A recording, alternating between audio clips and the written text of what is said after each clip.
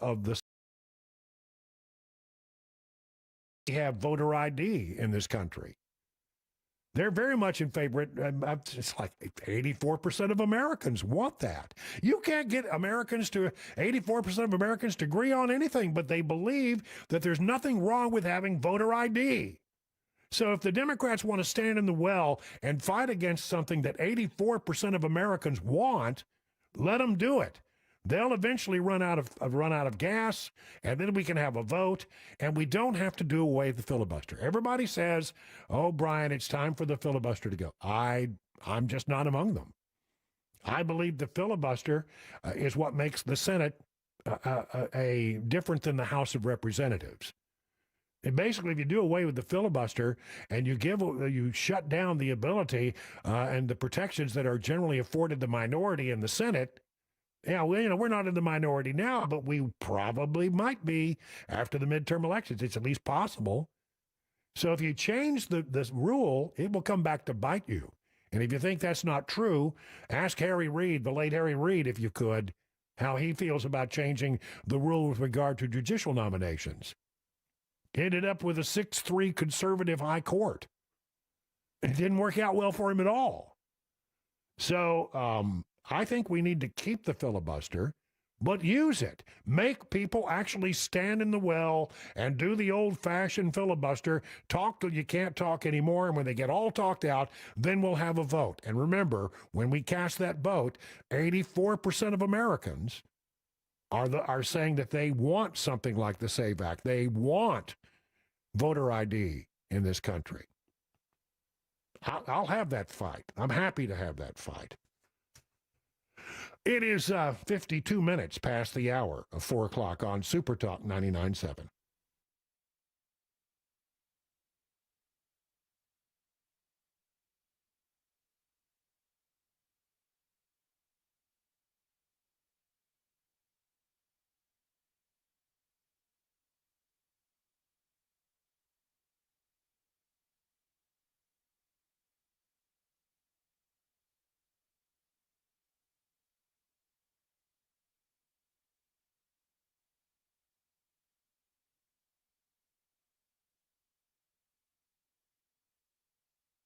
Want to know about a place where European auto repair doesn't feel like European auto repair? Hey, it's Matt Murphy to tell you that the moment you walk into Eurofix, you'll notice Eurofix is not your typical greasy garage.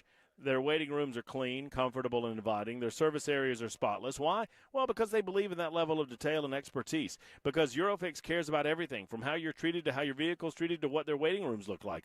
Every repair comes with a rock-solid 3-year, 36,000-mile nationwide warranty on all repairs Eurofix performs, and at below dealer pricing. You don't have to put up with dealer prices or get ghosted when you're waiting on a callback.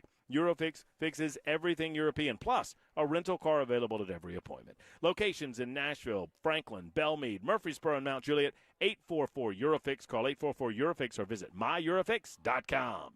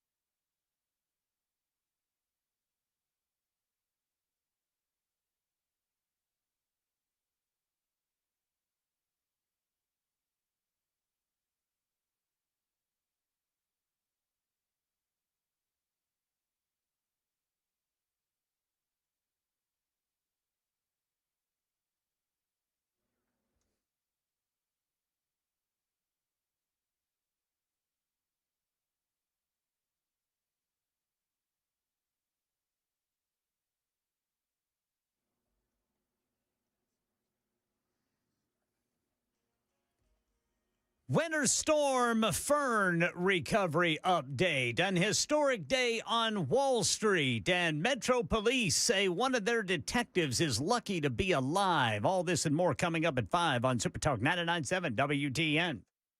You know, Ken Weaver, when there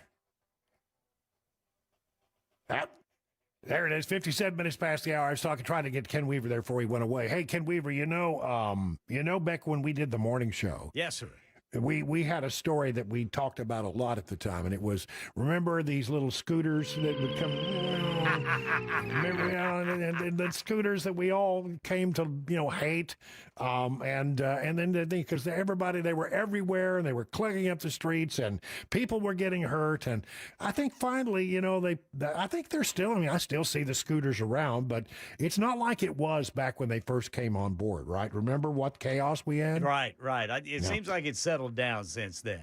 Well, listen to this. We're about to have something just like that. These Waymo cars. We have Waymo cars that are basically it's like a share ride. Mm-hmm. You get on your app and you call up a Waymo card, and it arrives, and it will take you across town in Nashville into certain neighborhoods, and there's nobody driving. Right. Driverless. Now, I saw one. Last time I was down in Nashville for a doctor's appointment, I saw one, and as I drove by it, I said, I wonder if there's anybody driving it. And I passed by and I looked, and I didn't see anybody. So, the back seats are blacked out, but the front seat, I didn't see anybody in the driver's seat. And this car was just going down the road, getting ready to make a turn into a restaurant area, right? Yeah. And now, apparently, according to the police department, that's going to be happening all over Nashville in the month of February. Driverless cars are going to be out on the streets with you in Nashville this month. Well, it ought to be right about like it is now. Couldn't be any worse. That's what I'm saying. All right, it's 59 minutes past the hour, almost 5 o'clock. Time for the news with Ken Weaver on Super Talk 99.7.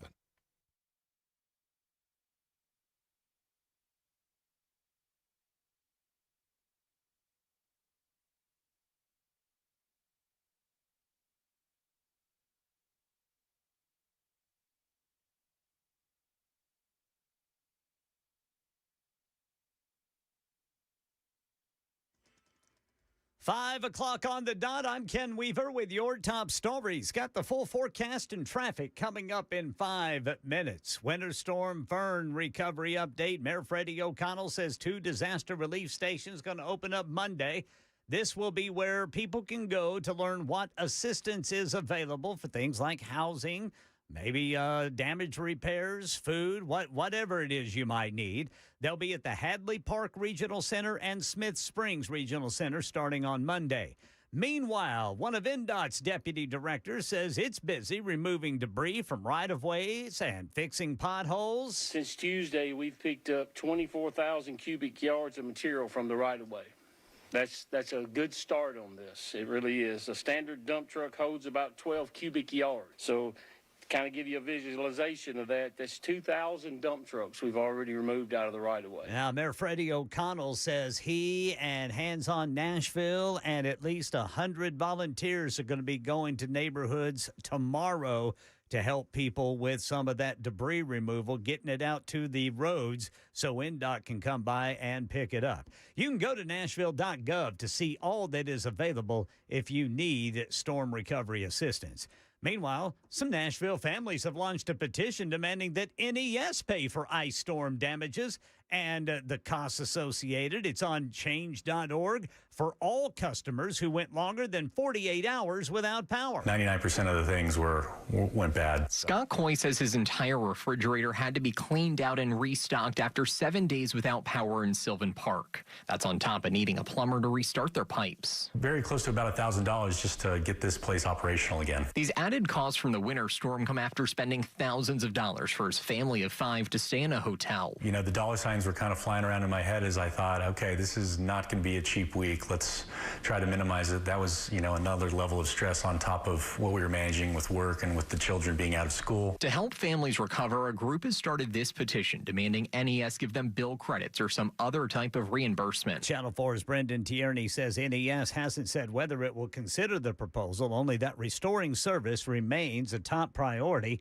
As of right now, they've still got 1,080 customers without electricity. Wall Street closed on a historic high today as the Dow Jones Industrial Average topped 50,000 for the first time.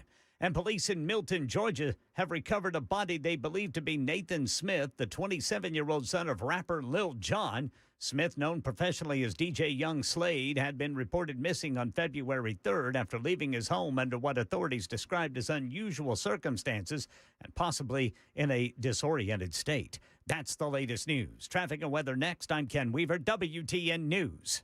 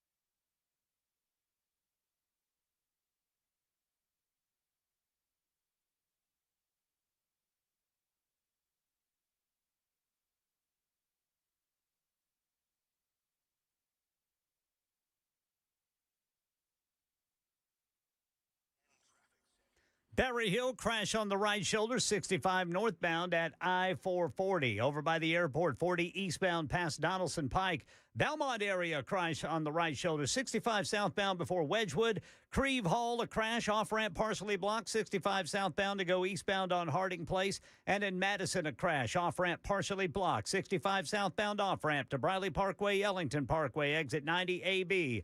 Rural Hills still cleaning up a vehicle fire, 24 westbound past Bell Road. I'm Ken Weaver.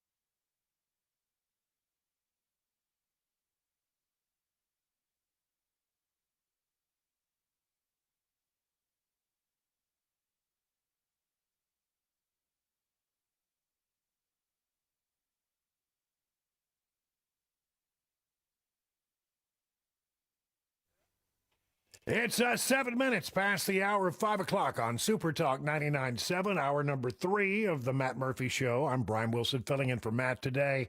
Matt, I don't know, he got a stitch in his get-along, a hitch in his get-along, I guess is what it was. So I don't know, he's apparently lifted a box the wrong way, and he's taken the day off, and I think he's on a heating pad or an ice bottle or something, but he'll be back on Monday, and I'm just happy to be here to fill in his absence.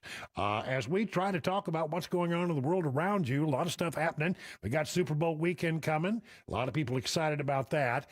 But we've also got these incredible stories in the news that are just catching everybody's attention. I think first and foremost, the story that seems to be dominating much of the news coverage of this week has been this disappearance of Nancy Guthrie, the daughter of NBC host of the Today Show, Savannah Guthrie. There is a new development in the last hour, in fact. We are now being told that there was another message, this one sent to a TV station in Tucson, Channel 13, I think it is. They now have received another message. Here's what I got according to Fox News. Statement posted to social media.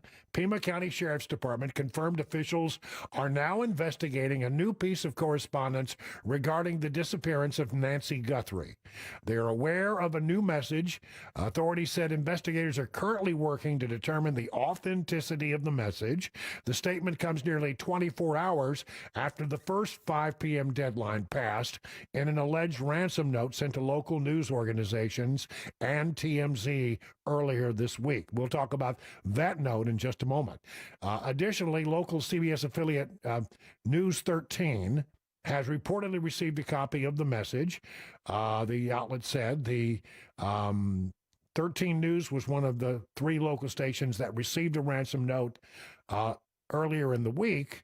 This is a different note, and they are looking at it to try to determine whether it is authentic. I mean, they are confirming that there is apparently another note. Now, the question is it authentic, or is it someone taking advantage of a tragedy? There's a special place in hell for people who would do that. These cases are rare. You don't have kidnappings like this very often. I mean, we see it on the TV crime shows all the time, but in truth, they're not very common. They don't happen. And certainly somebody kidnapped for ransom is a very rare thing in America. It happens, but it's not something that happens very often. So it gets our attention, and we're trying to find out what happened here. A huge mystery surrounding all of this. Now, let's go back to not this new message, but the last message. Because Harvey Levin over at TMZ, say what you will about TMZ, they break some weird stories now and then, but they have a pretty good reputation of getting it mostly right. Every once in a while, they'll booger something up, but for the most part, when they report something, it generally checks out to be the case. That's always been my experience. And he says with that first message, there's a lot of stuff to pick up there. He says, for one thing, the first message said, well, if you pay the ransom in Bitcoin, then we'll have her back in Tucson within 4 hours. What do you draw from that? Well, maybe that they're not very far from Tucson.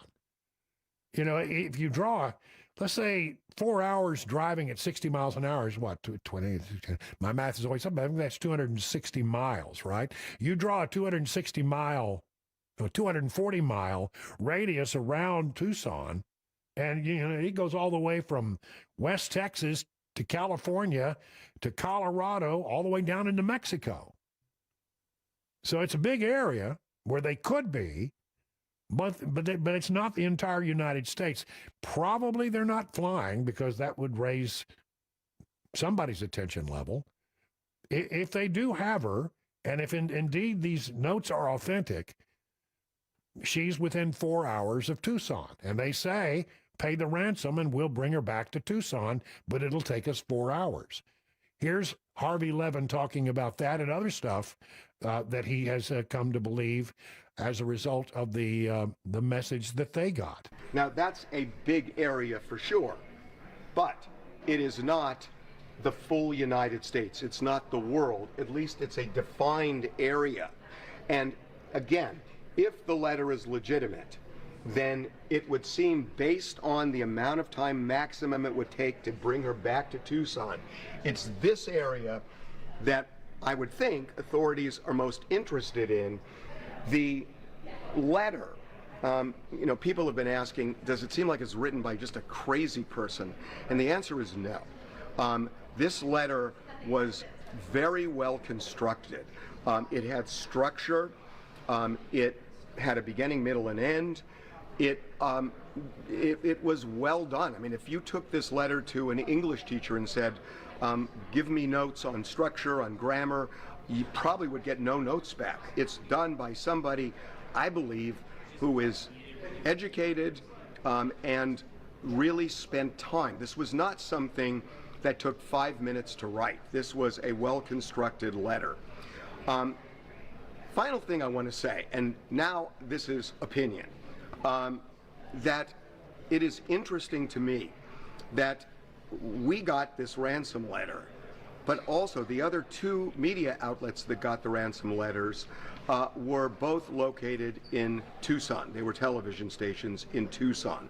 So why would somebody who wrote a letter like this know about the local stations and send to the local stations if they have no connection to Tucson? It feels like there is a connection to Tucson with the person who wrote this letter. Is it that somebody looked at Savannah Guthrie and said, let's find a relative? Or is it somebody who lives in the Tucson area and either knows Nancy Guthrie or knows of her and knows her famous daughter is Savannah Guthrie, and it hatches from that? It seems to me, just based on where the letter went, that it's the latter. Well, there's a lot of speculation in there, but I don't disagree with a lot of his analysis. It seems to make sense. So just to repeat, that was the first note. There's a new note out there that they are now looking at that is just, we've just found out about it within the last hour, that went to local CBS affiliate 13, apparently, CBS affiliate 13 in Tucson, and they are looking to see whether they think it is authentic. Maybe it is, maybe it's not, but one way or the other, that is the latest development. We also know that the sheriff's office has gone back to the home. They returned to the home on Friday to do a more investigation.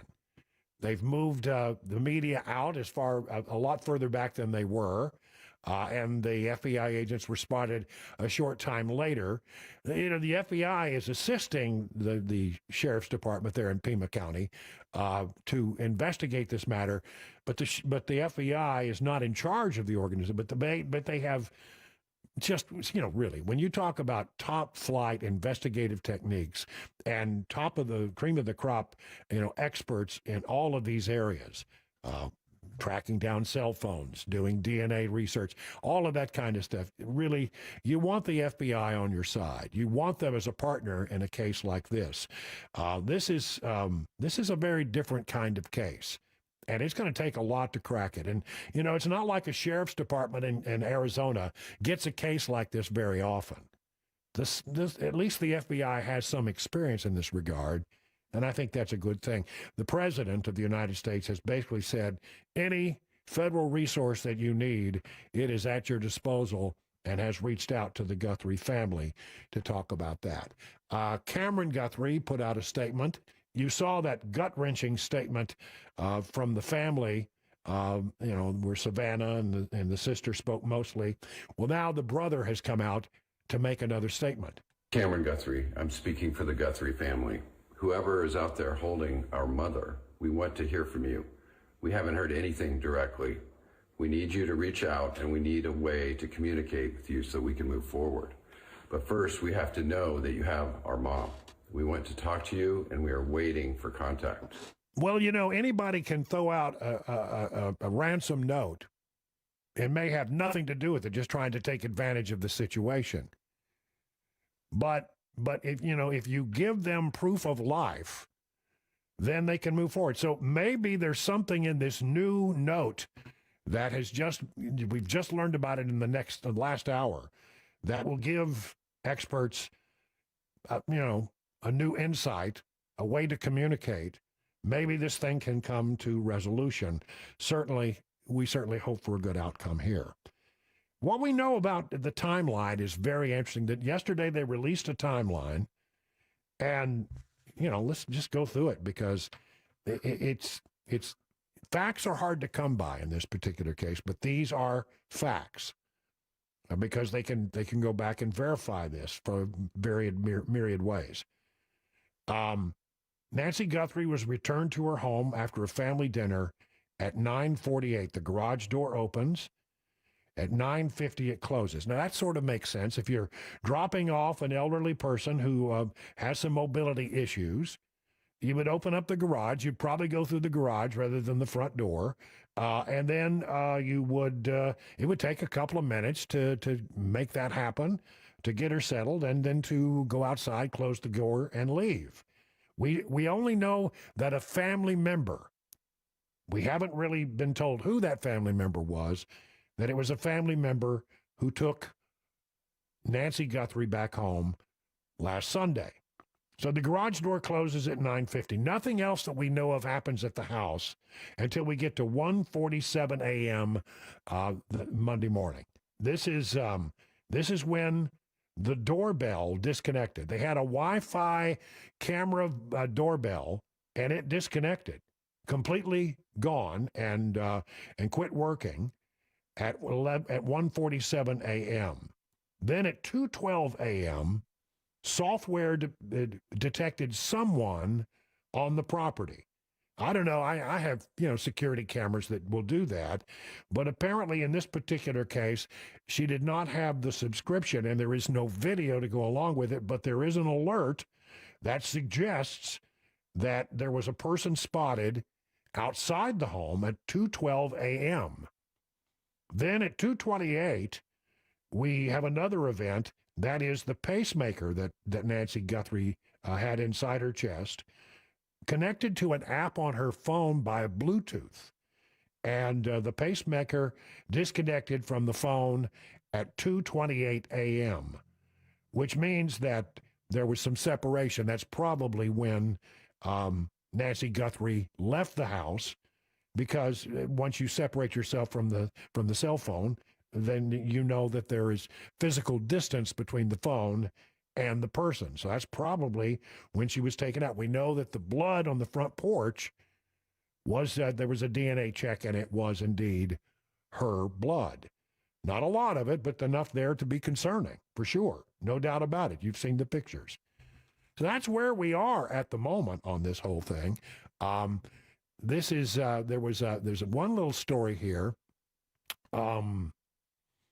about how in the early hours of the search, they weren't able to get the county aircraft up, because the pilot of the county's high-tech search plane was apparently being disciplined by the sheriff. There had been a disagreement between him and the sheriff, and he had been grounded and put back on street patrol. So it took a few hours for that to get resolved, and for the plane to get off the ground following, that was about midday on Sunday. So there's some questions being raised about that, eyebrows being raised about why didn't you put somebody in the air in a more quick fashion.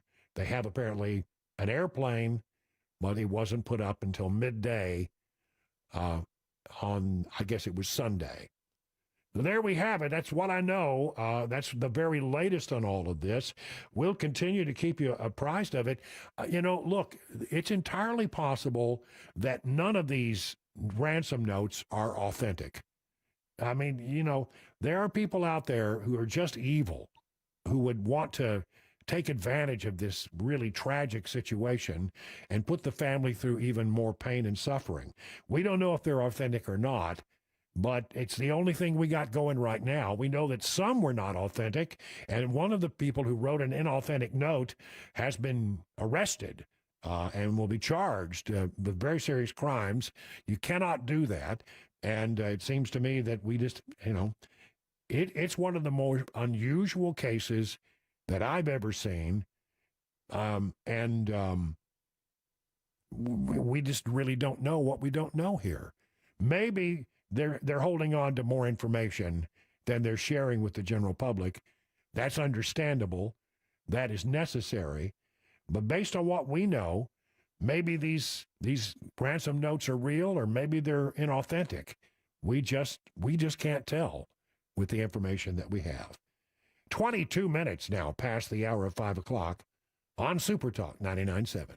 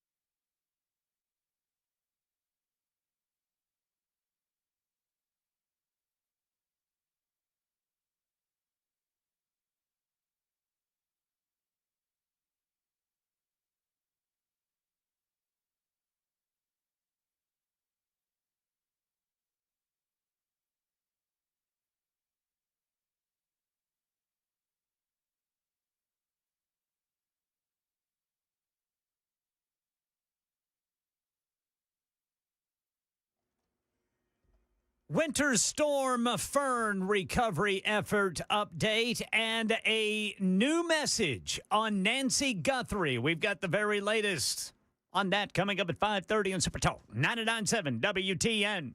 And let's hope that gets resolved. Wow, that's just so sad that what this family is going through, and it is really it's almost like you can't take your eyes off the screen, hoping that there's going to be some little tidbit of good news. But so far, and the stress has got to be taking years off their lives, man. I can only imagine, and what a horrible thing for a family to go through. And again, although you see these kinds of scenarios on crime shows and stuff like that, it's a really rare thing to happen. It doesn't happen very often in America. So, right. This is a weird one. This is a very strange one. And hopefully, look, the FBI is very good at this. I don't know how good the sheriff's office is. I just don't have any expertise on how qualified they are. But the FBI bringing in their top people. They'll get a break in this case. It'll take there'll be some little tidbit that they'll uncover. You throw enough resources at it, and you can find their mistake. And hopefully we'll have a good outcome to all of this. Speaking of good outcomes, the Dow closed today, can you believe this? At 50,000, above the 50,000 mark. Unbelievable. I was just looking back at the charts. Do you know that last April, so less than a year ago, it was at 38. Well, actually it closed at 37.6. And today it closed at 50,115. That is the first time that the Dow Jones Industrial Average has ever gone above the 50,000 mark. And that's pretty interesting. Let's see where the other markets were today. I know we had our market report a while ago, but this is pretty interesting stuff. Let's see. Got to get this. Here we go. One more time. Dow Jones, as I said, 50,000. S&P, it's at almost 7,000, 6,932. NASDAQ at 23,000. It was up about, both the S&P and the NASDAQ up around 2% and change for the NASDAQ. Let's talk about gold. Gold is back up a little bit. It rose $99 today and closed a little short of 5,000 an ounce. Silver, which had climbed at one point to 112, is now back down to around $77 per troy ounce. So there you have it. A big day on the markets today, and a big day on the Dow, reaching 50,000 plus for the very first time in history. 5:30, Ken Weaver with the news now on Super Talk 99.7.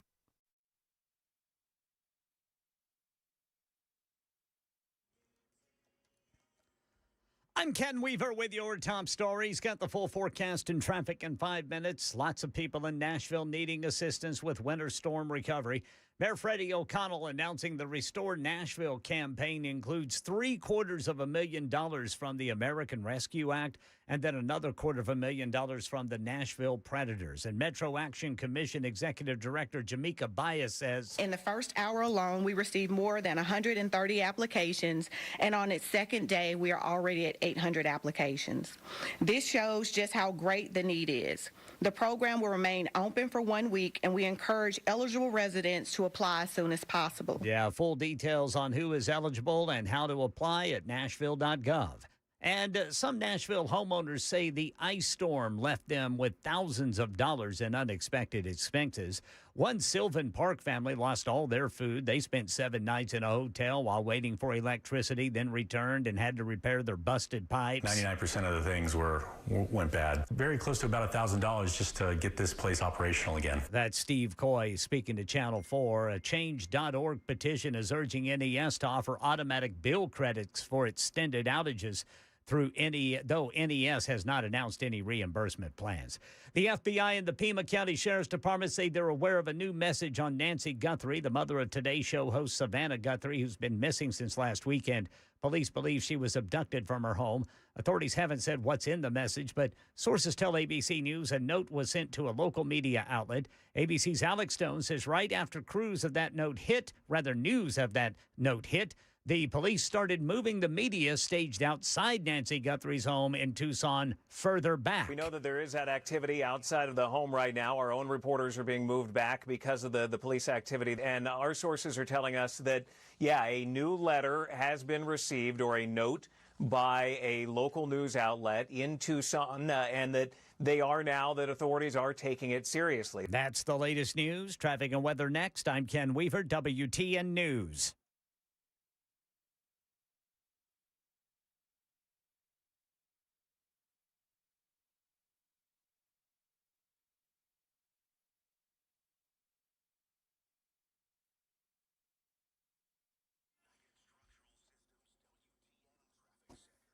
All right, 65 northbound at I-440. There's a crash on the right shoulder. Belmont area, a crash on the right shoulder. 65 northbound at Wedgwood.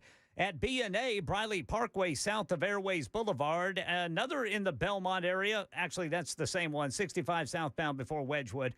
Rural Hill, they're still working where that vehicle fire was. That's blocking the right shoulder. Got a wrecker on scene. 24 westbound past Bell Road. And in Madison, a crash. Off-ramp partially blocked. 65 southbound to Briley Parkway, Ellington Parkway, exit 98B. I'm Ken Weaver.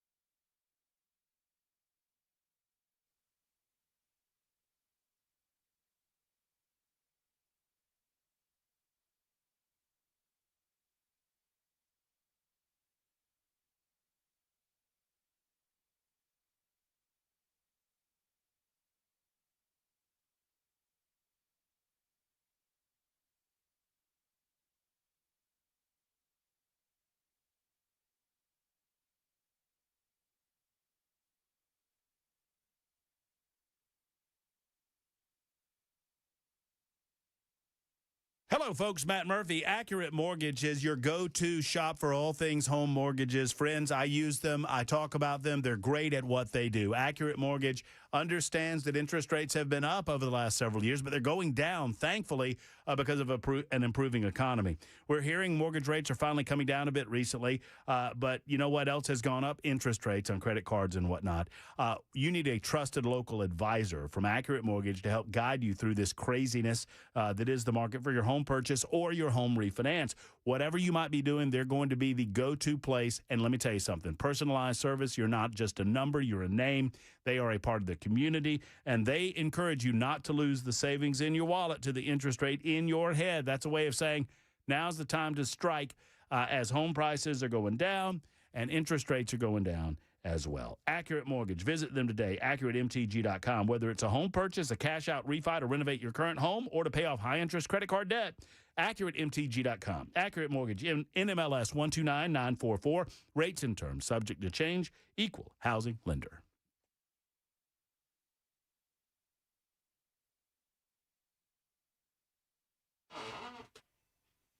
It's 38 minutes past the hour of 5 o'clock. You're listening to the Matt Murphy Show. Brian Wilson in for Matt today. He'll be back on Monday after the Super Bowl on Sunday. Okay.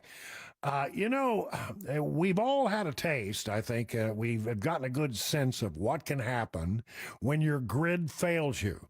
I mean, the storm that we had here in Nashville took out power for a lot of people, and if you think it's bad having lost your electricity, and I know it's bad, and I'm not trying to make light of what you've gone through. I'm really not. It was bad, but if you think that's bad, imagine if the entire grid were to go down and stay down for months, perhaps even years. Look, I hate to be that guy, but if you learned anything from our last ice storm, it is that maybe we need to do a little planning so that we have a plan when the power goes out. Do we know what we're going to do and how we're going to resolve that matter?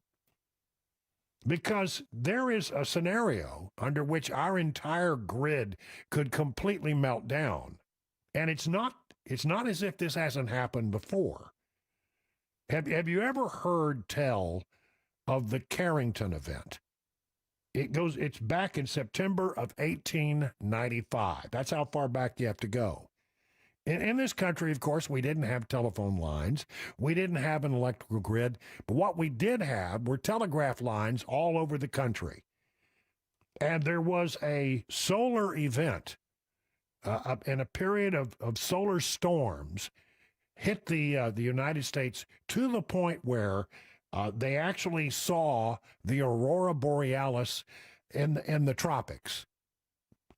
In other words, it was a mass coronal ejection, or a coronal mass ejection, CME, that was so powerful that it sent the northern lights as far south as the tropics. I mean, that's pretty remarkable. And it caused major problems for the telegraph system around the country. Here's a story that Fox News has done. This is the reporting of Brett Baer. Imagine being a telegraph operator in September of 1895. You're sitting at your station using this, at the time, cutting-edge technology to tap out messages hundreds and thousands of miles away. Suddenly, brilliant auroras light up the night sky from the tropics to the poles. Sparks shower from your equipment, shocking you with a jolt strong enough to knock you out of your chair while igniting your telegraph message papers. You'll later find out that some of your fellow operators could still send messages even after disconnecting their batteries, not knowing that the telegraph wires were being energized by massive currents induced by the most powerful geomagnetic storm in recorded history. That's right. If this had happened today, it could completely wipe out our grid. We try to toughen our grid from this kind of attack, but we haven't done a very good job of it. We're in a period right now. The sun goes through a cycle. It's an 11-year cycle, and it starts out with solar minimus and ends up with solar maximus. And this is the year for the peak of solar activity. We've already seen that. Remember, it wasn't long ago that we could see the northern lights down here in Tennessee, something we rarely ever get to do. That's how powerful the coronal mass ejections were, that we were able to see northern lights here. Now, it wasn't the 1859 Carrington event, but it was something. And we haven't yet even hit what we would call solar maximus. It will happen, the peak of it will happen throughout the rest of this year. On February 1st, we had a giant sunspot that grew rapidly from nothing to nearly half the size of the monster from the Carrington event, and it unleashed solar flares, the strongest of the solar cycle 25 so far. So, it's happening. It hasn't happened to the degree of the Carrington event. The February 1st giant sunspot was about half the size of the sunspot that we had back in 1859. But you never know when it's going to come. And it's pretty clear that when this happens, it will cause all kinds of mayhem. Satellites will be disabled. The grid could be knocked out. It could take a long time for that kind of stuff. Well, I'll just put it this way. Some people say that if we were to have a Carrington event today, it basically would knock our entire civilization back to the pre-industrial age. And are we doing anything to get ready for this? Are we doing anything to prepare for it? I don't think we are. Here's the story continues. Most concerning is the potential CME, the explosion ejected dense plasma that could be Earth-directed. If it arrives with sufficient force, it will compress Earth's magnetosphere and induce powerful geomagnetically induced currents. In other words, electrify the Earth's surface. They can impart a current to the high-voltage transmission line that form the backbone of our electric grid, and that could be a problem. Modern society is infinitely more dependent on electricity than in the telegraph era. A Carrington-level event today wouldn't just spark a few fires at a telegraph office. It would risk melting or destroying hundreds of massive high-voltage transformers, triggering widespread blackouts that could last for months or years. Supply chains would collapse. Water systems would fail. Fuel pumps would go dark. Communications would vanish, and refrigeration would cease. Estimates of economic damage range from $600 billion to $2.6 trillion in the United States alone, with untold loss of life from lack of heat, medicine, and emergency services. Yet, despite the clear warnings, America's grid remains dangerously vulnerable. And look, I don't mean to be scaring you, but this is, I guess, where I come down on this is, when it came time to get ready for the ice storm, I had put some thought into what I would do and how I would keep power going and how I would survive if we lost the grid for a few days. If this happens, we're talking about losing the grid potentially for months, if not years. It would take years to rebuild the grid after a major Carrington-level event, solar storm. So, here's what I say. Do you have a plan? I mean, it's going to be rough if it happens. And, maybe we'll get lucky and it won't happen. Maybe we'll get very good at toughening our grid in short order and we can learn. But I think the thing that we should learn from the ice storm is that a lot of us weren't prepared to be without electricity for 5, 6, 7 days. Can you imagine what would happen if we were without electricity for months? It could be bad. I mean, you just don't think about all the things that you need electricity for. I said this before the ice storm. Do you have any money in your house? Because with the electricity out, you can't run an ATM. With the electricity out, you can't pump gasoline in some places.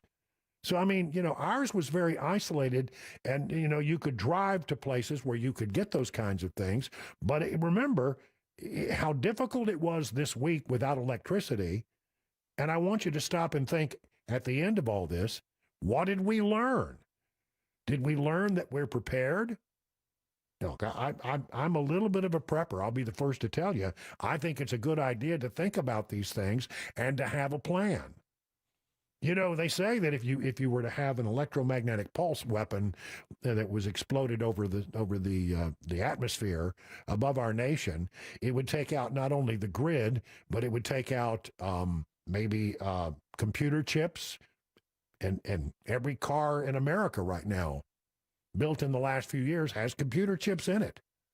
You have to go way back to the 50s and 60s to find cars that don't have computer chips in them.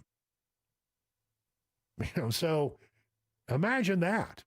Look, I don't mean to be, you know, you say, well, what can I do about it? Well, the only thing you can do is think about how you and your family would survive in an event like this. And I think the other thing that we need to do as a country, and something that we're not doing as a country, is preparing for the eventuality that something like this could happen. We have electromagnetic pulse weapons that could be launched against our enemies, and you can be sure they have them and they could launch them against us. We could have a Carrington-level event, but we don't seem to be doing anything in a significant way to prepare for it. You know, we always are preparing for the last disaster. And I just think as we go through this experience that we've all had, having lost electricity for a week and knowing how difficult that was in modern day society, how people died, how pipes froze, you know, there was problem after problem after problem that emerged, and it wasn't even all that bad as these things can go. So I think, as I like to say, a word to the wise should be sufficient. Do what you can to prepare so that if, God forbid, any of this stuff ever happens again, we're a little bit better prepared for it than we were the other day when we lost electricity. Most of us have electricity back. I think there's like 1,000. Yeah, let's see. I had the number here. NES is saying it's fully restored, Brother Brian. What? Are you kidding me? They're saying the storm damage is fully restored. They still have 278 customers out, but they say as far as the storm damage goes, fully restored.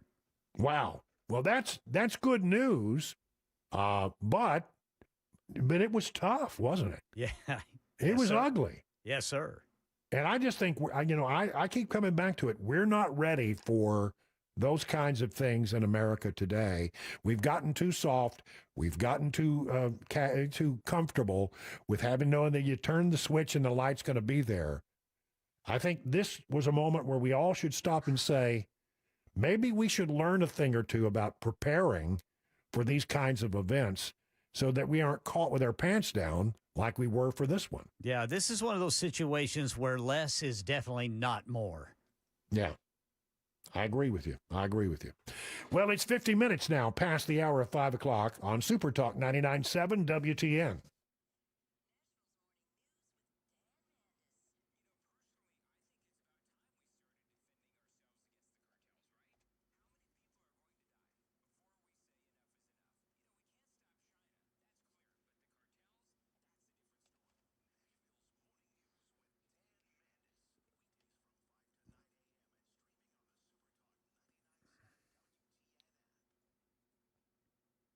Or Savory Spice. Savory Spice is owned by Holly and David. They're located down in Franklin. You can see them from the square, right beside Gray's Pharmacy. Go in and smell the smells, the delicious and incredible aroma of the spices from all over the world. They blend together in a beautiful aroma at Savory Spice, and I love it. Holly, you know, when people come in to introduce themselves, if they've never been in the shop, she walks around and she goes, we've got samples. All you got to do is pour it in your hand, sniff it, taste it if you like, and then dump it on the floor, and we'll clean it up later. And that creates that incredible aroma at Savory Spice. I mean, they've got salts. They've got peppers, of course. They've got specific seasoning blends that they create right there in house. And then, of course, all of the flavors that you know and love that you need for your food items. You can get them at Savory Spice. Restock the cupboards. Find something new with the Spice and Easy line of products. Find something for the loved one in your life that loves to cook. If there's a gift-giving opportunity, you can find it at Savory Spice. I like to say you get to an age where you up your food game by upping your spice game. And you up your spice game at the one and only Savory Spice, located in the heart of Franklin.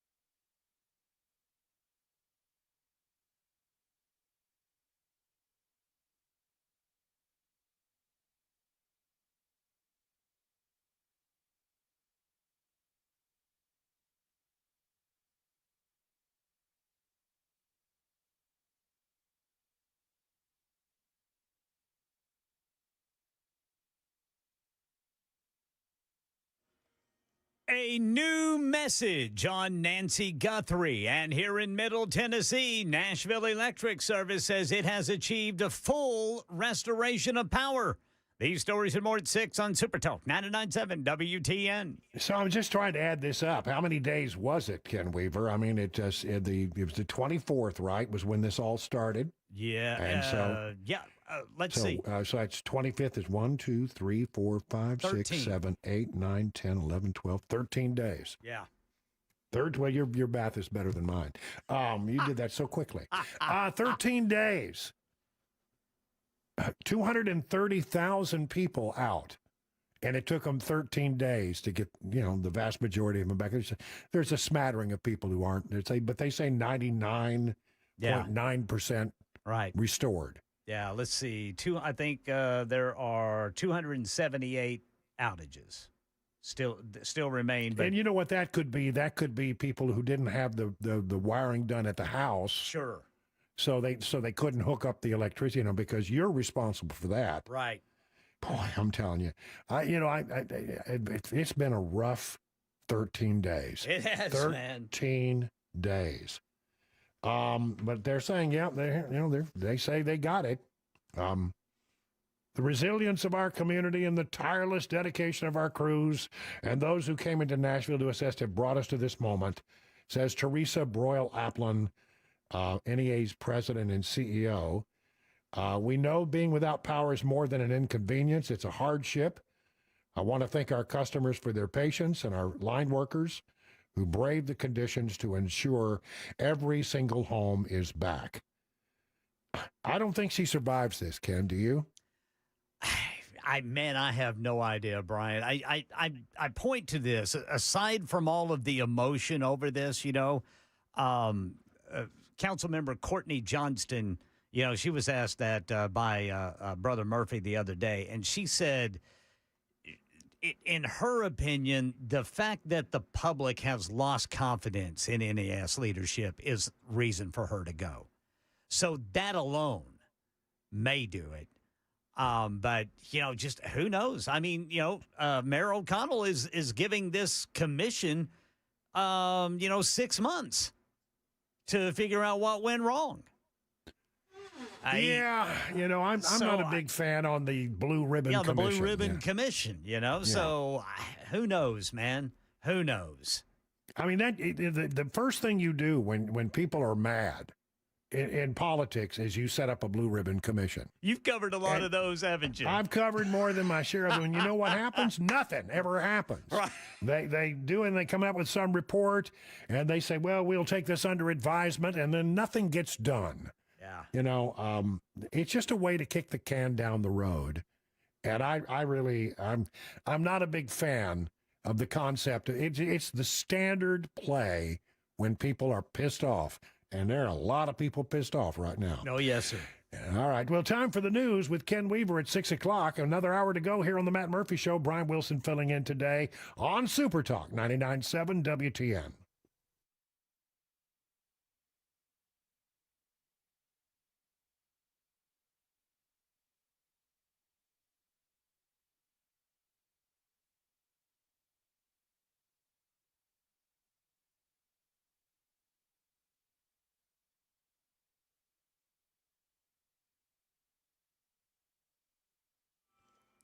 Six o'clock on the dot. I'm Ken Weaver with your top stories. I got the full forecast and traffic coming up here in just 5 minutes.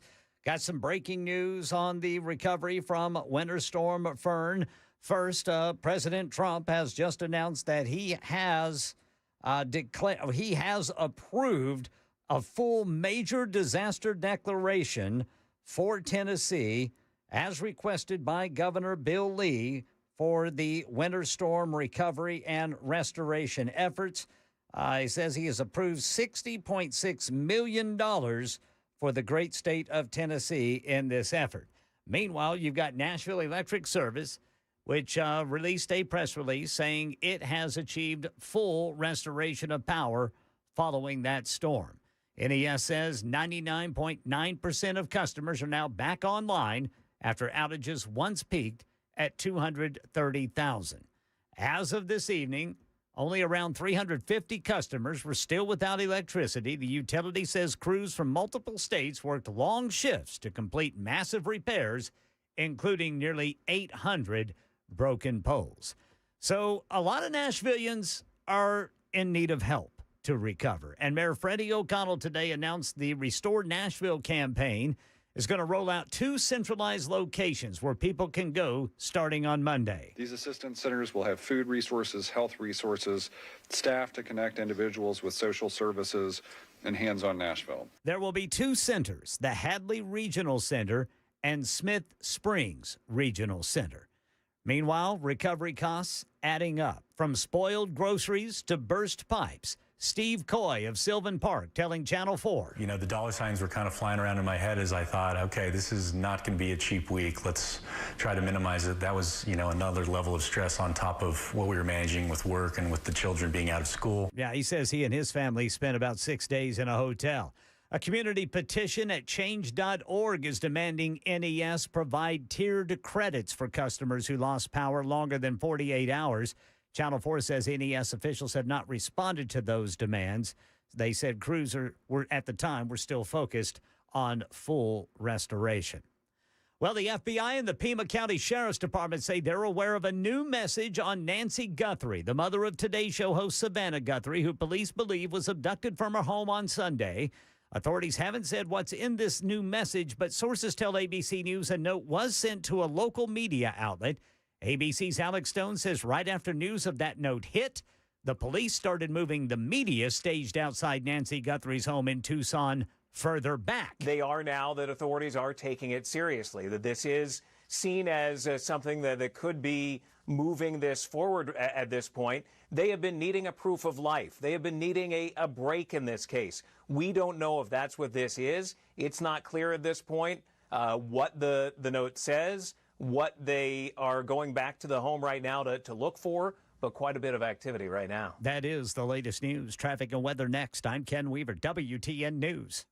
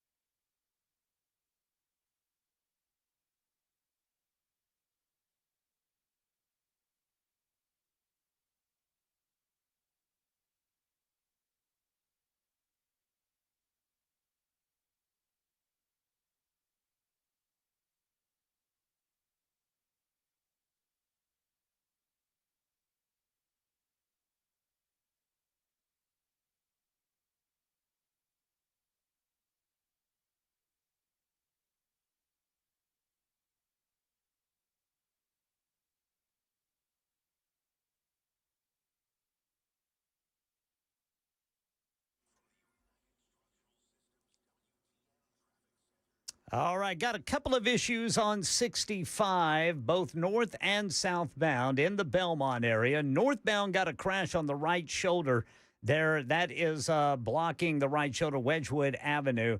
And then 65 southbound got a crash on the right shoulder right before Wedgwood Avenue. Over by the airport, Bradley Parkway, south of Airways Boulevard, police on the scene of a crash. Jolton now.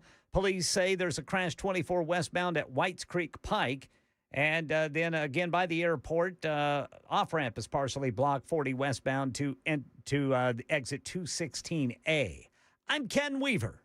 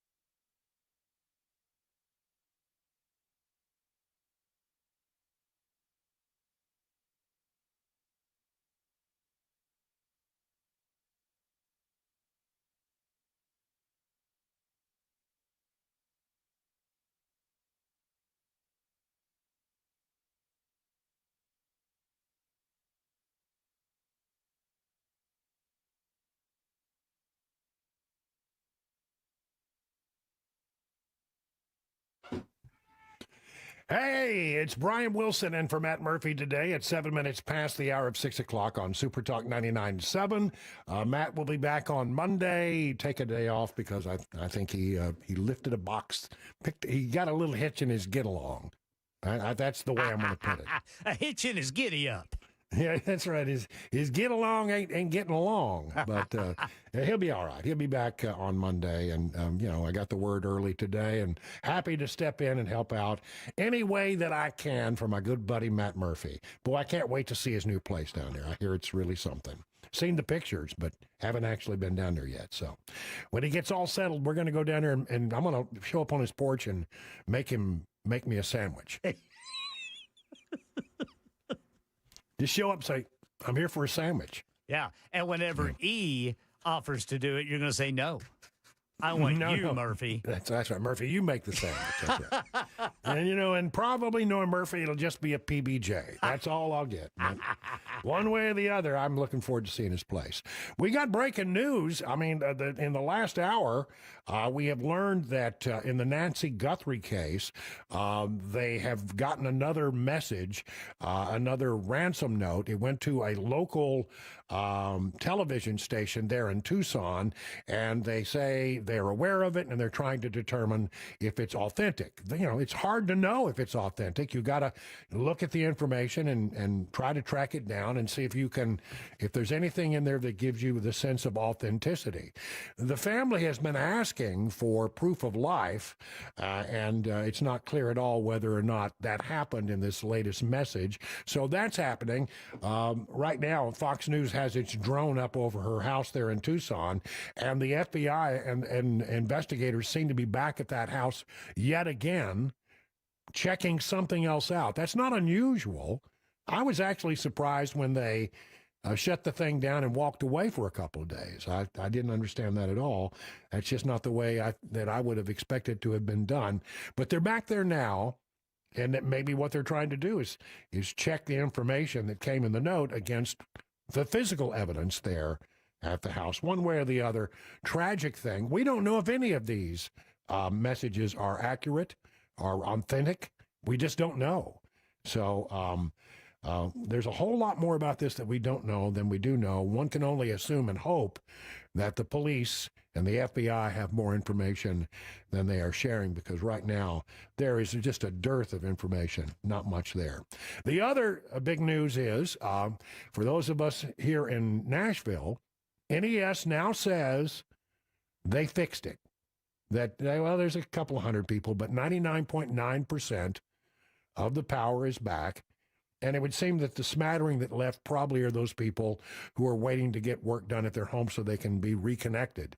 It went from 230,000 outages to right now it's around 200. So there you have it. 13 days. And I think, you can have all the blue ribbon panels you want, but I don't think it should have taken 13 days. If they had trimmed the trees a little better, maybe it wouldn't have been as bad. It would have been bad, no doubt, but not as bad. And they didn't seem to have enough people in the early going. And it took a while for them to get up to speed. And there was chaos and confusion. Let's be honest about it. I think it's normal in a storm like that to have chaos and confusion, but this is what they do. They are supposed to be providing you electric power and make sure that it's reliable. It's not just anybody can provide electricity. It's supposed to be provided in a way that's reliable. Reliability is what you want. And it turned out that it was a grid that really wasn't up to the ice storm, and maybe a management team that wasn't up to leading the recovery the way perhaps it should have been done. We'll see. We'll see what is said. But 13 days, they now say the power has returned. I'd like to talk about the situation with some politics a little bit here and see what's going on, because we got a lot going on with regard to the midterms on the horizon. And you will read some polls. I don't know, many people don't like the polls. I know they're controversial in many quarters, but many of the polls are suggesting that perhaps Republicans, are not looking in the best shape for the midterm elections. But there is this. If you look at some polls, you'll find that Republicans have not wavered at all in their support for the president's plans and the president's agenda, and they are really liking them some J.D. Vance in 2028.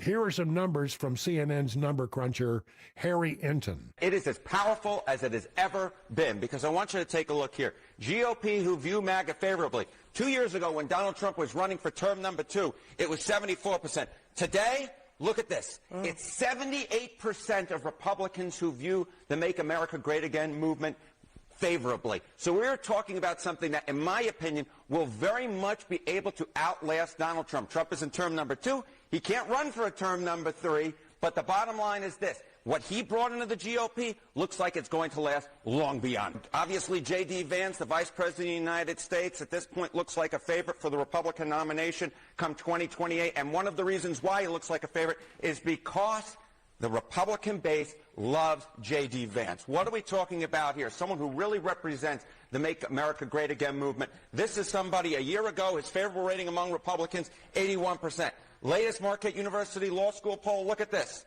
84%. 84%. So if anything, his favorable rating is somewhat up from where it was a year ago after a year of Trump. And, of course, that matches what we see when it comes to MAGA, right? It matches what we see coming to MAGA, whereby it was 74 and now it's 78%.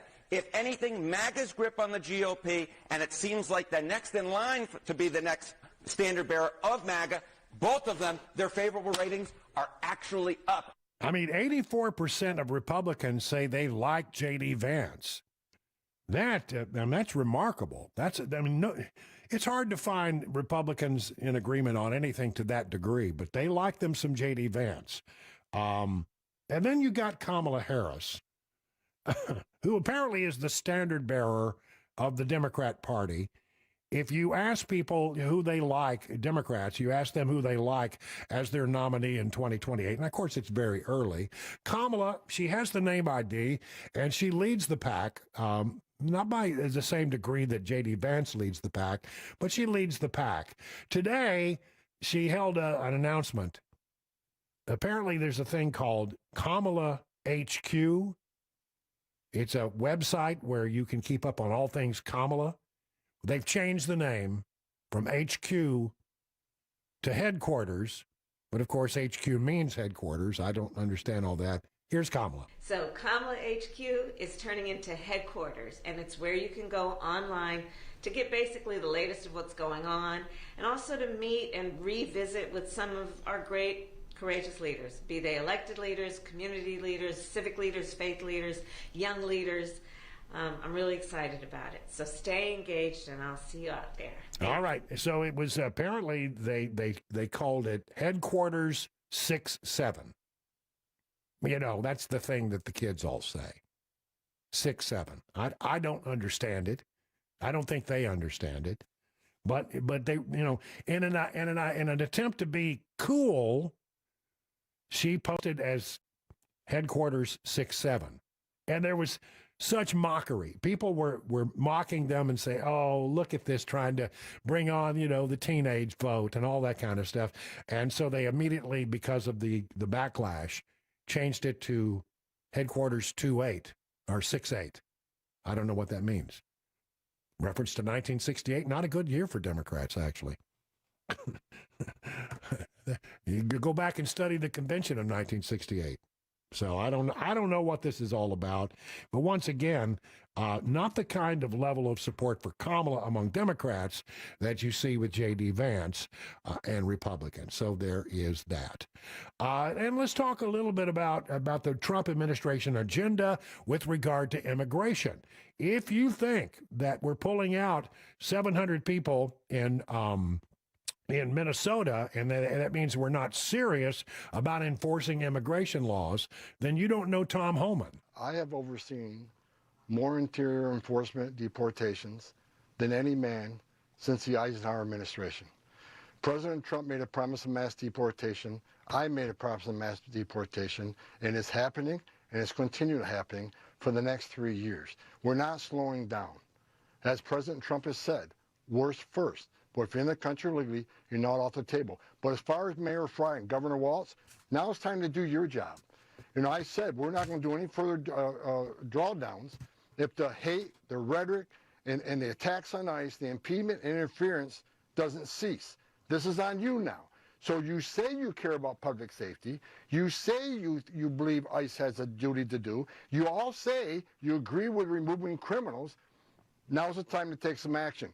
Do a public service announcement and tell these agitators to stop what they're doing, stop attacking ICE officers. They're not going to listen to me. I agree. I'm skeptical, too, that these agitators are going to stop. This is where the governor and the mayor can help with this message. Make their streets safe again. They say that we're causing economic chaos and disturbance in the neighborhood. No, it's the agitators that put up illegal roadblocks. It's the ones that attack ICE officers. So rather than having 6 officers at a site to arrest a bad guy, now we're going to have 6 more guys to perform a security detail to watch their back. So what would take 2 guys to do in the jail, it now takes 12 guys on the street. Now that we're in the jails, now the jails are helping us, rather than those 12 guys arresting that one guy, we got 2 guys doing it in jail. That releases 10 more guys to do immigration enforcement in the United States. Holman says he's not going to back down as long as Trump is president. He's going to continue to do this throughout the remaining 3 years of his administration. So there's still a lot of work to be done. Meanwhile, the federal government has arrested an Antifa member from Minnesota. They did this yesterday morning. After he racked up a significant social media following, says Fox News, that the government says was used to obstruct federal law enforcement and threaten to kill ICE agents. His name, he's 37 years old, is Kyle Wagner of Minneapolis, arrested in the early morning hours wearing a sweatshirt that said, "I'm Antifa," a reference to the far-left organization that the Trump administration has deemed a domestic terrorist group, and I think rightfully so. This is a lovely fellow. Here is Kyle Wagner spouting his poison. This is where ICE has come to die. We want to know who they are. We will identify every single one of them, and we will prosecute them to the full extent of the law. And if that has to be done at the barrel of a gun, then let us have a little fun. Lovely, huh? Yeah. I tell you, I've come up across some of these Antifa people. I've gone nose to nose with them in protest, and they're an ugly bunch. On January 8th of 26, Wagner posted a video saying, "We're coming for you," I'm cleaning this up, directed at ICE agents, and prosecutors allege he urged followers to get your guns to federal agents and suggested identifying agents even if it has to be done at the barrel of a gun, as you heard him say. Let's just, that is not allowed. So he's been arrested. He will be charged. And I hope they go after more of these Antifa people. Look, it is well organized. It is well funded by progressive organizations. This stuff doesn't just pop up on the street organically. It's all planned. There are phone calls, there are meetings, there are planning sessions, and there is a great deal of funding. Some of these people on the street acting as protesters have great riot gear, better than the police in some cases. Where does that come from? Money comes from somewhere. I think I know where it comes from. Do you know where it comes from? I think we can figure that one out. So, look, here's the big news. Mass deportations will continue, even though they are pulling back from Minnesota a little. They're not going to stop taking bad people off the ground and out of the game and deporting them. And it looks as if they're getting very serious about going after these folks in Antifa. Not a moment too soon. 22 minutes past the hour of 6 o'clock on Super Talk.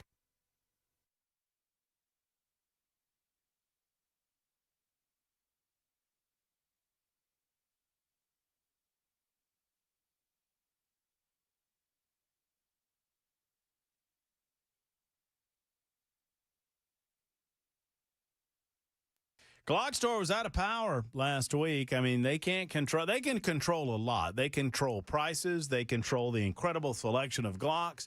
They control the accessories. They control the manufacturing division. They control shipping. They control the shooting rooms, Never Lane's shooting rooms.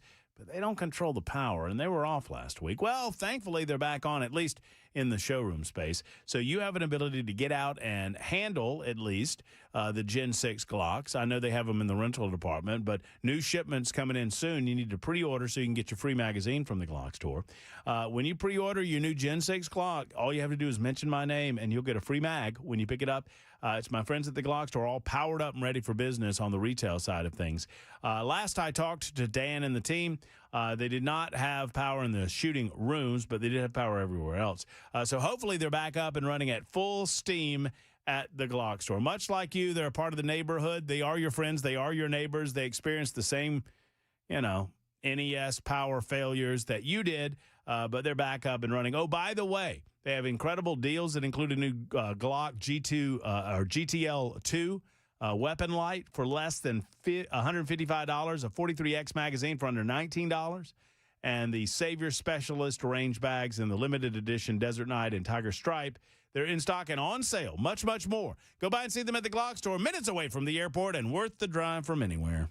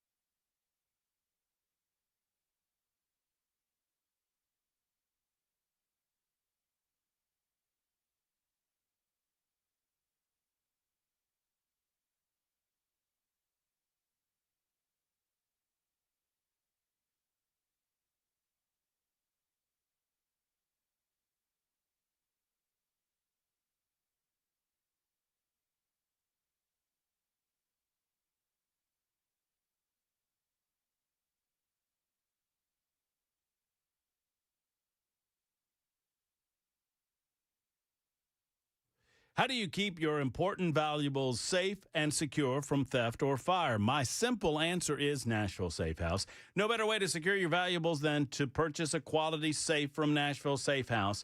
Of course, they've got the right safe for you. I've said it for a long, long time now. For years, I've been telling you, Mark and his team, they have well over 150, oftentimes over 200 safes right on the showroom floor, depending on how many have gone out that day or that week. But they have more in the back warehouse. They've got over 400 in the warehouse. And I'm talking about all brands like Browning, Fort Knox, Champion, Superior, Rhino, all of the name brands that you know and love. Now, if you're in the interest or in the market for a vault door, they've got those as well. They've got tornado shelters. They've got biometrics. Go into the lobby and see Donald Trump on the left, the Murphy Special on the right, and right as you go through the lobby doors, you'll see all of the safes. I mean, they've got one for you. It's time to get safe with Nashville Safe House. Remember, gun safes are sales tax free at Nashville Safe House once again in 2026. NashvilleSafeHouse.com or across the street from City Cemetery on 4th Avenue South. Tell them Matt Murphy sent you to Nashville Safe House.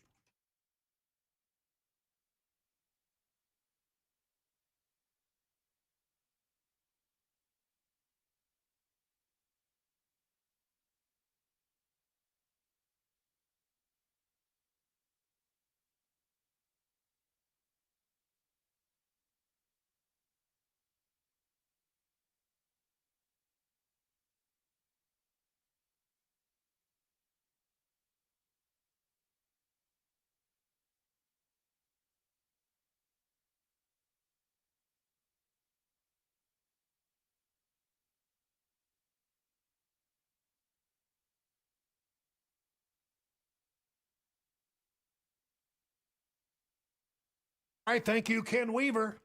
He's got his finger on the pulse of what's going on. And the big news is that apparently NES says we've solved it. We finally got everybody, but just a handful of people connected.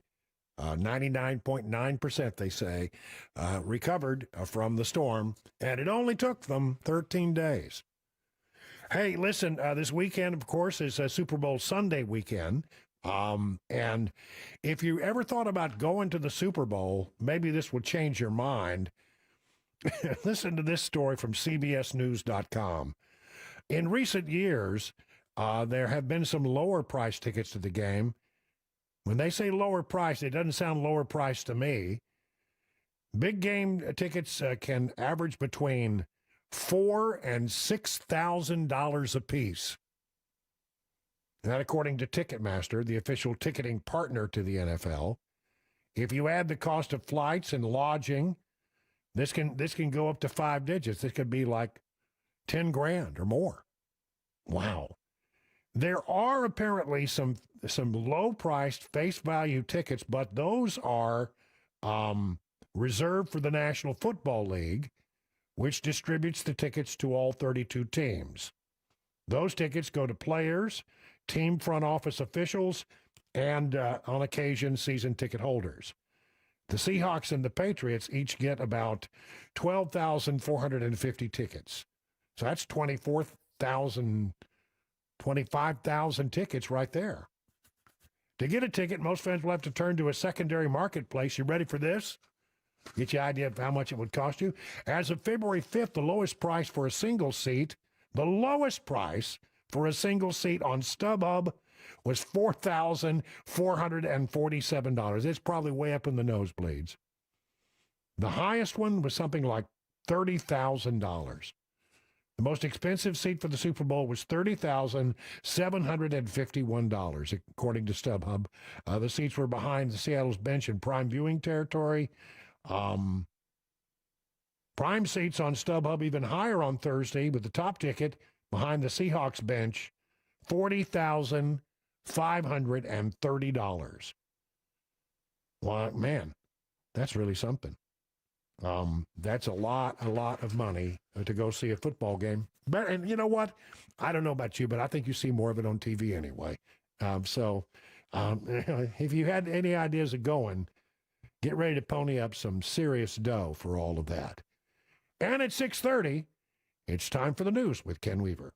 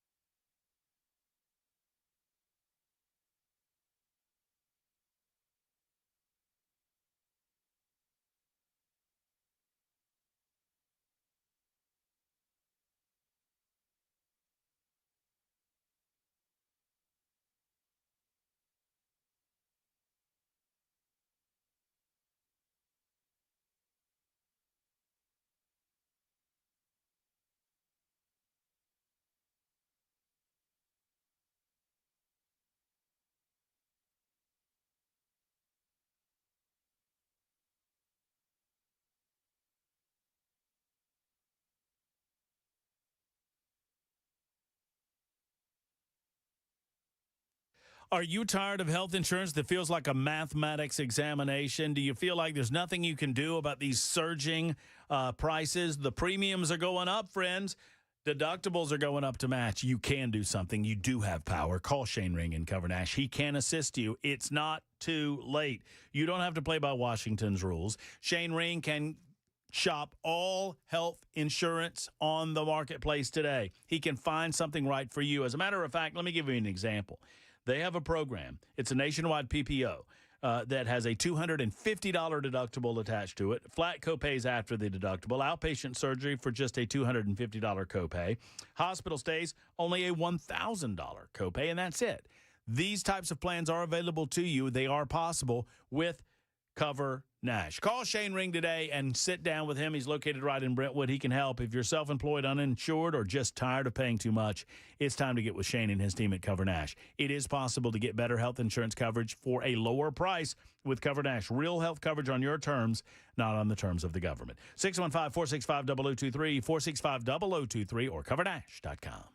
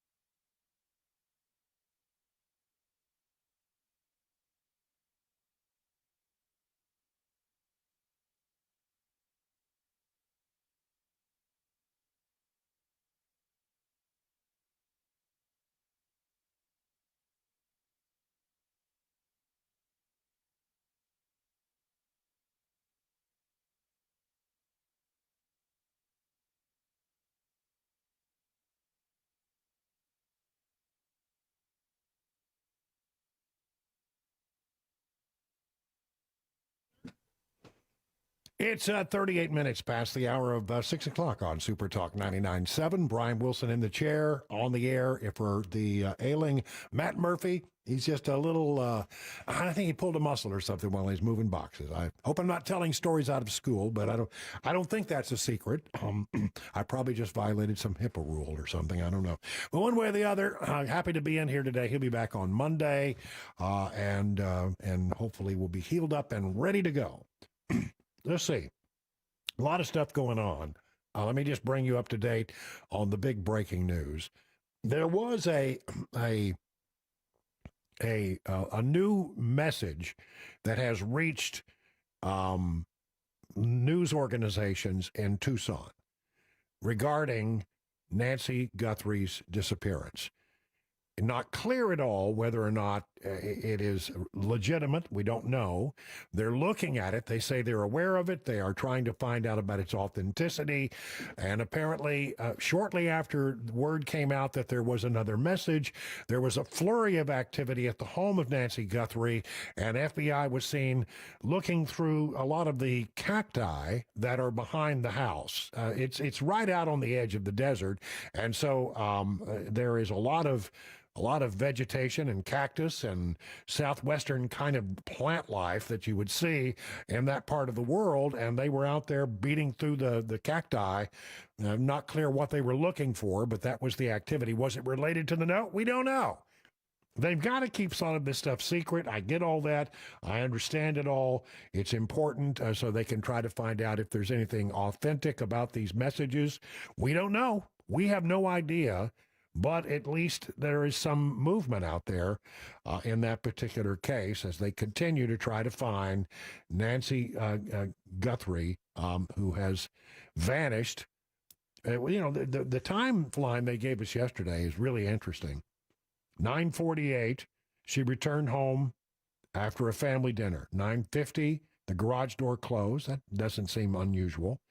At 1:47, the doorbell, which is one of those Wi-Fi, Nest or Ring camera doorbells. We're not sure exactly what kind it was, but that doorbell disconnected, which means that it was disarmed. Maybe wires cut. The doorbell disconnected, and that means that there were no pictures that were going to be gotten from that doorbell camera. At 2:12, the software detected a person. Now, I don't know how that happened, but at 2:12, it did. Some software they had in the house indicated the presence of a person. I don't know. I have security cameras around my house, and I get a little alert on my phone every time, somebody comes in the driveway or somebody walks across the backyard. I even get an alert when my pet moves across the backyard, or one of the feral cats in my neighborhood goes across my backyard. I get a little alert. So I don't know what kind of software, but some kind of software apparently detected a person, but there is no video, as I understand it, because they do not subscribe to the video service. And then at 2:28, about 14 minutes after a person was detected by some kind of software, the pacemaker app on the phone disconnected from the pacemaker, which indicates that that's probably when she left the house. And as you know, blood was found on the front porch, and we were told yesterday that the blood did belong to Nancy Guthrie. They were able to do a DNA test on that on some level. So there you have it. That's where we are right now. Again, no big news information. The other big story that's happening tonight is NES says after 13 days, they have restored power to 99.9% of their customers. There's about, a little over 200 that don't yet have power. And that probably, I'm just guessing, it's just an educated guess. Those are probably the people who weren't ready to have the electricity hooked up to their house because the damage was at their house, and they're still having to. I understand they're doing like these electricians are putting together 50 house connections a day. They're really getting after it. So, but that may be why there are just a smattering of people who don't yet have power. But the vast majority of their work, they say, is now done. And it only took 13 days to get the power back to the vast majority. At one point, 230,000 people without electricity in the NES service area. 230, almost 250,000. So we're going to have the cleanup is going to continue, and the cleanup's going to, and the investigation will continue. I would suggest to you, if you're angry about the way this has been handled, do not let the pressure up. The only way you have any impact on making sure that this utility is more responsive to the needs of its customers going forward is if you continue to express your anger in no uncertain terms. The one thing I know about politicians is that when people get good and mad, they react. Government doesn't act. It's not, my number one theory about all of this is that government doesn't act, it reacts. And they're reacting right now because you're angry. But if you don't keep the pressure up, they're going to forget about this and nothing's going to get done. They'll do the blue ribbon panel, and 6 months from now we'll get some rough, suggestions. Nobody's paying that much attention in 6 months. It's not that people aren't as mad as they are today. You're kicking the can down the road, and at the end of the day, nothing will happen unless you today continue to keep the pressure up on your elected leaders and on the utility to make sure that we don't have this kind of problem again.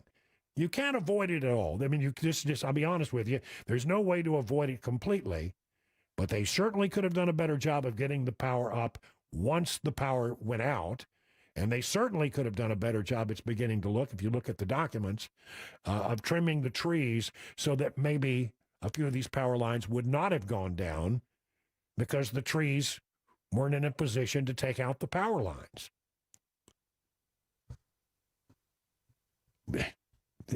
I guarantee you, when the final report comes out in 6 months, it won't get any coverage at all, and you won't care because it'll be in the middle of summer and you'll be on vacation, and you just won't give a care about it, and that's how they win.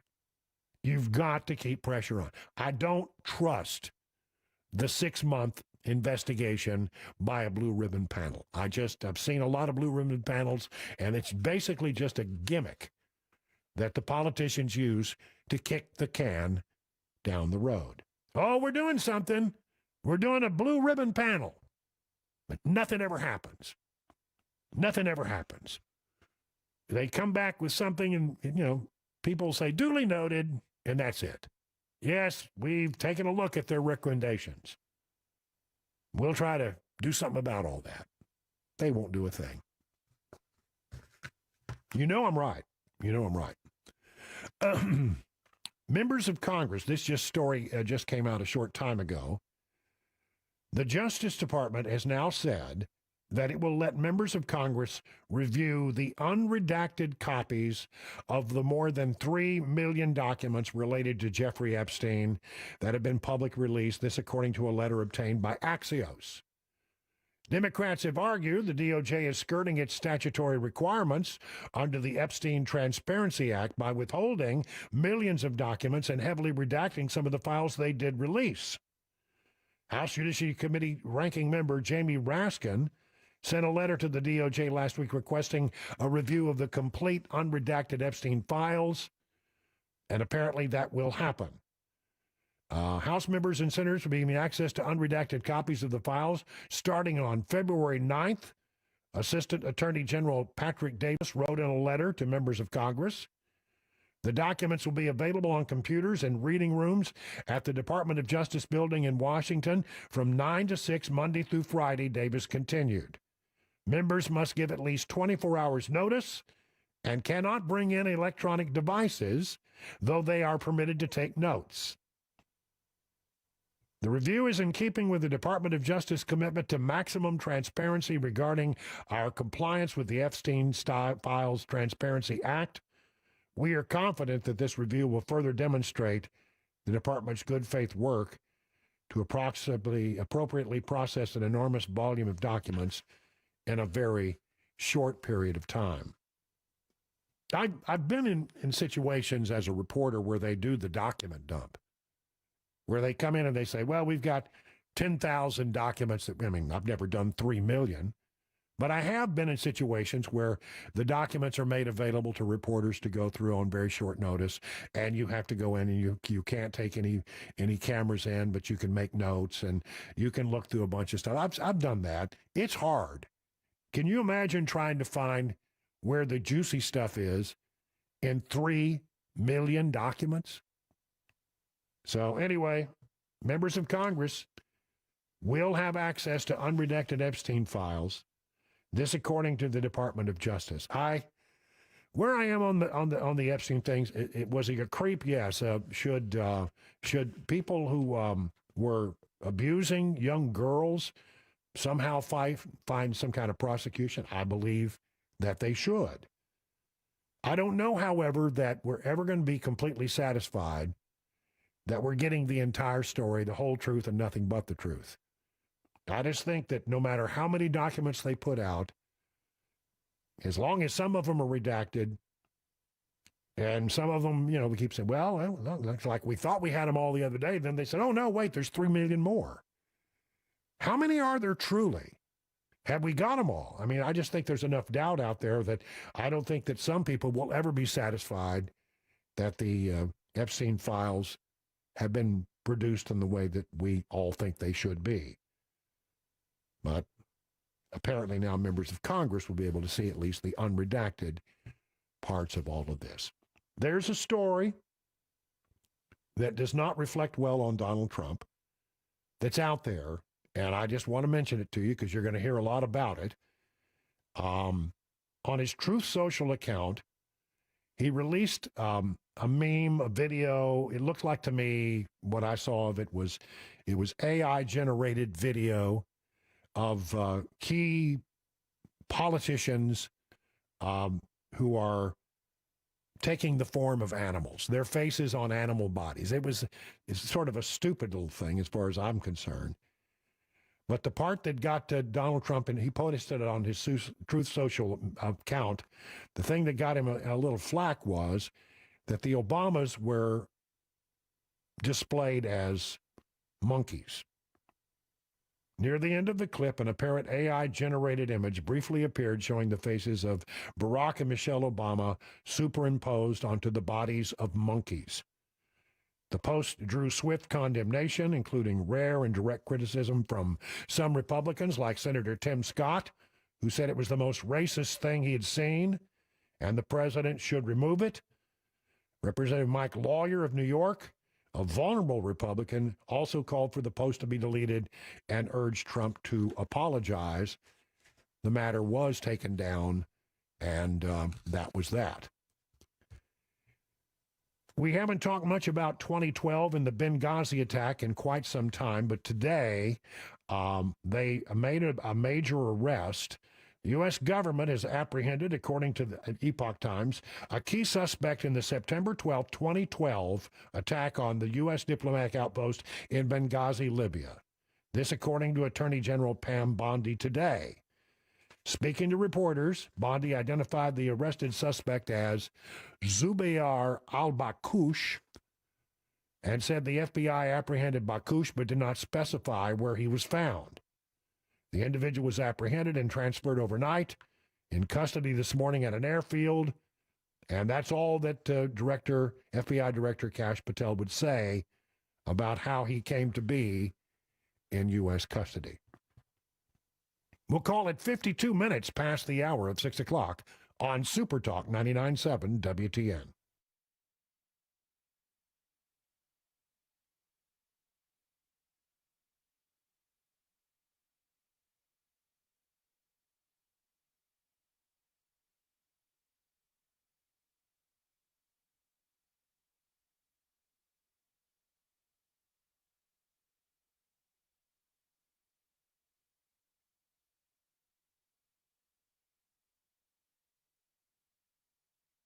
Grace Point Healthcare is affordable, convenient, comprehensive medicine in a direct pay format. It's simply the way that things ought to be. I would think universally, but sadly that's not the case. But at Grace Point, they understand that what's most important is the relationship between you and your doctor. Secondarily, it is equally important, just as important, for you to get in a timely fashion. We are in the midst of cold and flu season. If you've got a cold and you think it might even be the flu, do you want to wait a week or two before you go to the doctor? Of course not. Grace Point Healthcare doesn't believe in it, so they have same-day or next-day service even for brand-new patients. Secondarily, it is less expensive to do this way than it is the other way, because without the insurance company's involvement, they can set prices. They can utilize their Smart Care plan that you can pay for out of your HSA account, $99 for grown-ups, $79 for the kids. and you don't pay anything else for office visits. Plus, you get free basic labs and diagnostics. This is more cost affordable than the other way. Plus, you don't have insurance companies butting their nose in the relationship between you and your doctor. That's what it's all about. Located in Franklin, 599-6868, 599-6868. You really can afford exceptional medicine at your convenience. Grace Point Healthcare. Modern medicine delivered the old-fashioned way.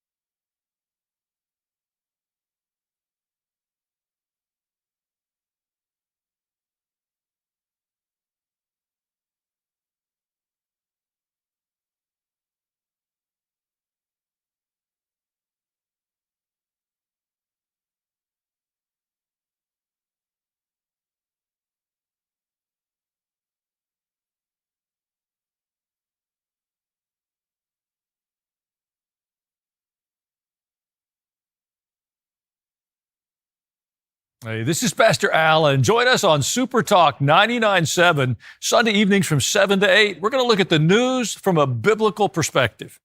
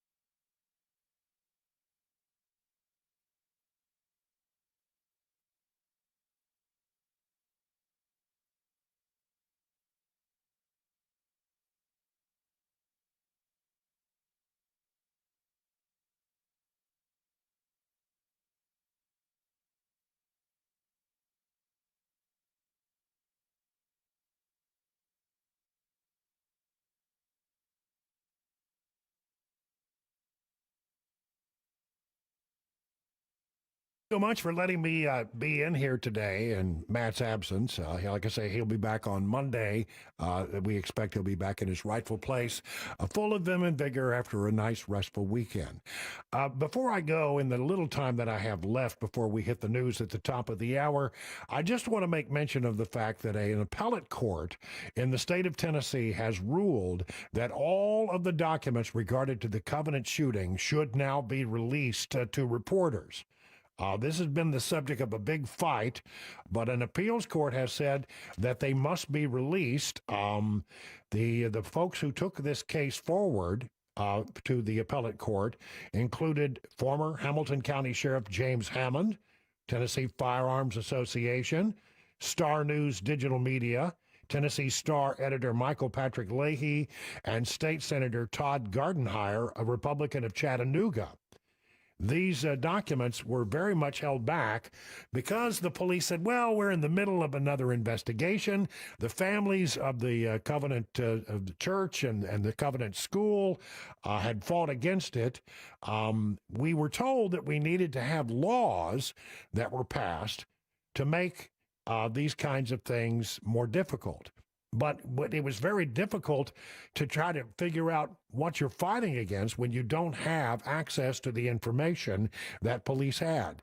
There was never going to be a prosecution in this case, as far as I can tell, and yet they kept saying, no, you can't have the information. You can't have the information. But now in appeals court, it took a while.